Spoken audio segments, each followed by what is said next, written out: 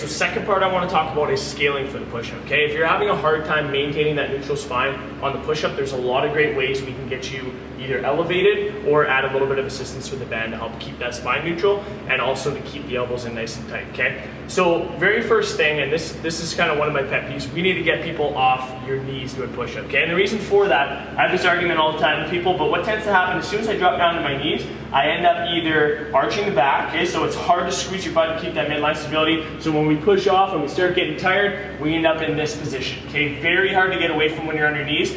The other thing with that is you want to think of these movements, we're training to get to ideally a better position down the road, obviously for the push-up, but also for movements like the dip, things like a little bit more advanced gymnastics. So we're training a position and we're training a movement pattern as opposed to just thinking about it as push-up, getting down on your knees and just knocking out a bunch of reps in the middle of a WOD, okay? So easy ways to scale them, I would take my push-up to something like a box, okay? Now I have some of my body weight out of the equation. All I need to focus on here is the same thing, keeping the butt squeeze, easier to keep my back flat, easier to keep my elbows in, and I'm just pushing a little bit less of my body weight, okay? We can take that higher if we need to.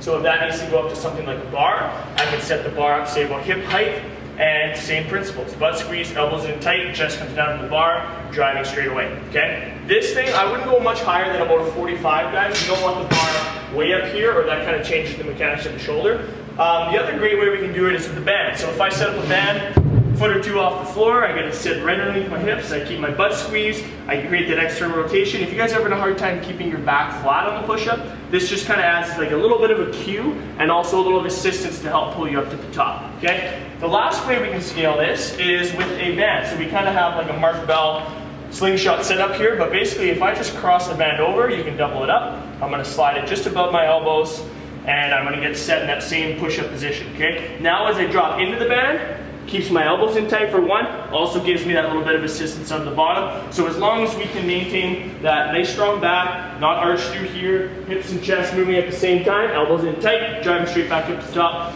Another great way we can scale it, okay? It is really gonna be workout dependent. Try and mess around with them when you guys are getting warmed up. Focus on keeping those shoulders in, rib cage in, squeezing the butt, okay? Hope that helps, and we'll see you guys next week.